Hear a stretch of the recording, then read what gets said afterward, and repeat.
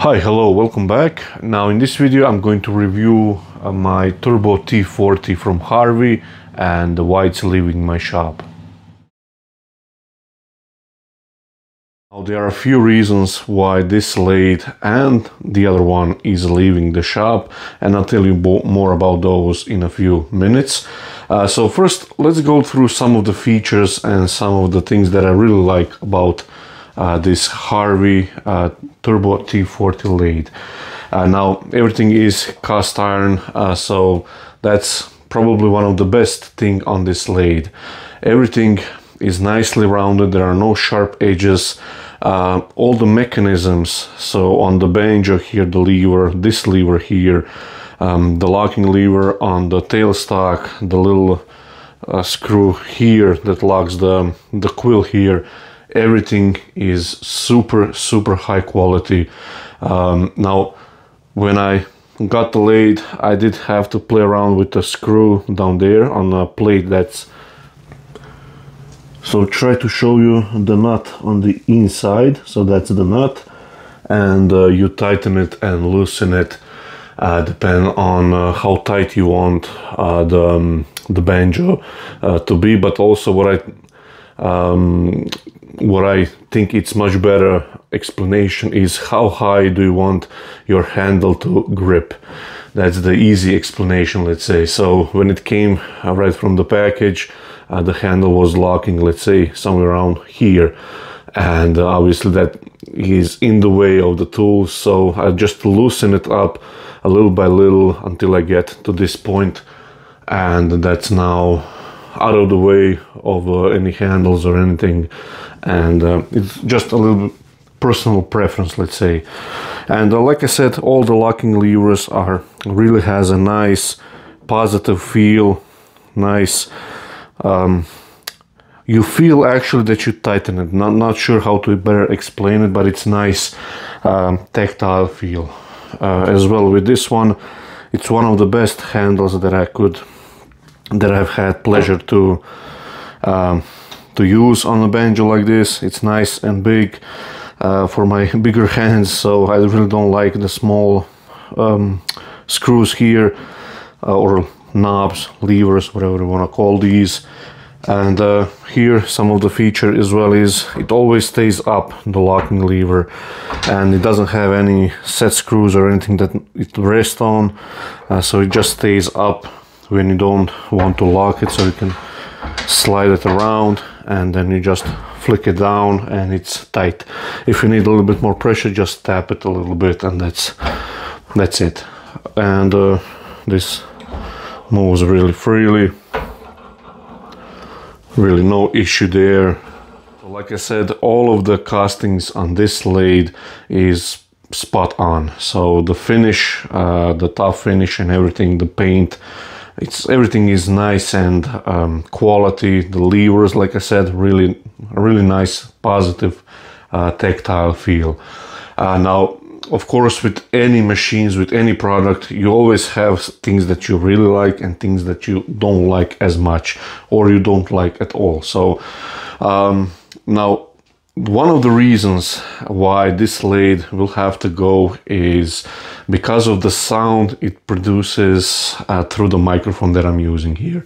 So if you remember, I reached out to Harvey and asked if they would like to cooperate on this.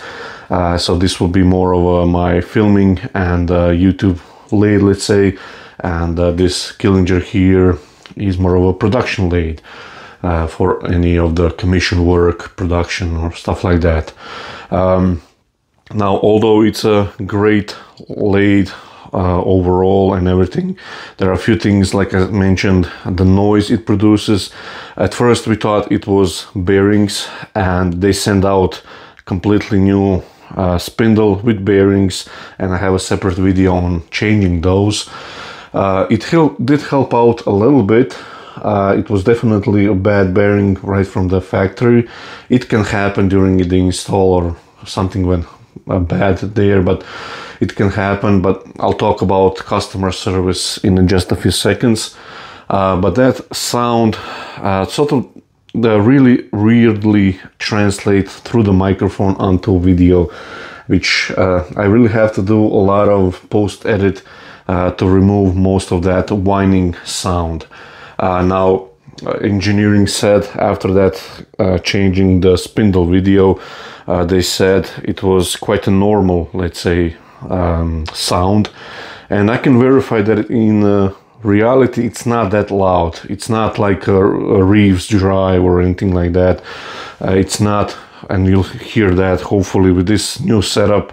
It's slightly better in terms of the sound, but it still have to go, and I'll tell you about the second reason in a few minutes. Regards customer service, which I think it's a major part in when you buy something expensive as this. That's the other thing. The price isn't cheapest, but also you get really a lot for the money, and it's a top quality as well, so that's something to consider as well. So I had really nice experience with customer service from Harvey, and Mr. Logan that runs Germany headquarters, let's say, really everything was fast. Even on weekends they would respond in email, and I really don't have anything to say bad about customer service from Harvey. They ship from China new bearings and new spindle, and it arrived in just a few days after, so it was really fast, and with instructions and everything. So I know for some of you that's really important, and to me it's as well. So customer service, great experience. Now there is another thing that I really am not very fond of this kind of switch position here. Now I talked to Harvey, and they might change something or do something differently in the future. I don't like the position here. Now it's a personal preference, I get that. Somebody maybe like having the switches up there.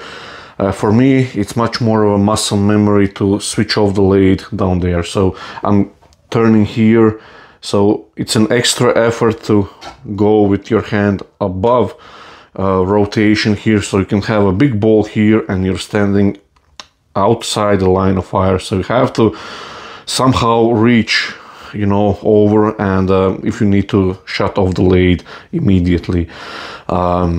Now it does have a fast start and stop, which is a good thing, but again you have to be able to do this, and if you have a big ball here, then it's not, for me at least, not the best position to have the switches on. Like I said, I've talked to Harvey about this, so they might change something in the future. So that's pretty much my only complaint about this lathe. Yeah, the locking mechanism here, one of the best and easiest locking levers I have found, and it's really in the best position, at least to me, because I'm constantly rotating the spindle here, and if you want to change the chuck, let's say, or do anything, just flip it so it goes over and it's locked. If you want to unlock, just push it up. So it's a two-finger operation. Best feature that I ever found on any lathe. None of them had similar to this. This is really nice, quick and easy, and really nice location. So I think that's something to every lathe manufacturer to thrive, something doing similar to this. I think VICMARK has something similar as well. Great feature. Now the biggest question probably is, for you at least, the servo motor, how it behaves, and what are my experience with this. Now I had my ever first lathe, my personal lathe, not the one that I've first ever worked on, but my personal first lathe was from Record Power, the DML 320, and it has a small motor like this with a similar feature. When it lacks any power, or it does need a little bit more torque, let's say, it sort of bursts a little bit more RPM, but this lathe, this motor does it much less noticeable and much more enjoyable, let's say. So on the record power, after, let's say, you've done a big cut, it will speed up suddenly and everything will shake up. Now again, I'm quite aggressive with my turning, so I know I can be maybe a little bit more of a let's say burden on the lathe, but this one handles it a little bit better and smoother, let's say.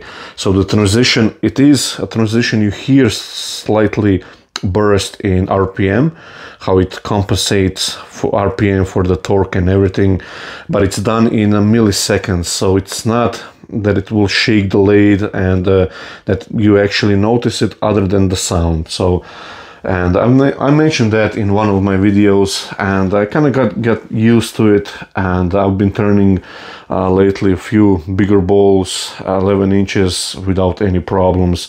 I never stalled this lathe, so it's a 1 horsepower, and I never stalled it. So that's, I guess, something to say about this lathe. If it's of any importance, my opinion to you, then you would like to hear the final verdict on the Harvey lathe. I will keep this quite simple. So it's not the cheapest lathe, and if you have the budget, then I know you won't be sorry to purchase this lathe. It has an excellent customer service. It has a 2 or 3 year warranty, so maybe not the longest warranty out there, but the customer service was really great, and I don't see any reasons why it wouldn't be after the warranty as well. Now that was at least for the Europe here, and I talked to Mr. James. I think he's in headquarters in China, or don't quote me on that, but he was also involved in my warranty issue here. And everything was really super nice and smooth. I even got replies on weekends, so it was a really nice experience in that term. All in all, it's a really top-notch, top quality lathe. I know it's a little bit more maybe expensive than the others in a similar category of quality and everything, but it's worth if you have the budget, of course. So I don't think the motor will do any of the it won't be of any issue to you because of that surge that it's doing of the torque and everything. Sort of acts like a 2 horsepower or maybe 1.5 horsepower motor. So I don't have any means of measuring it, but I know I haven't stalled it yet, and as you know, I'm quite aggressive on the lathe. I haven't stalled the Killinger as well here, but neither I did the Harvey here, and any other lathe in the past I actually stalled. I was managed to stall them to almost a complete stop, and that was usually when I would rough turn balls in the winter. Then I could be really aggressive, and yeah.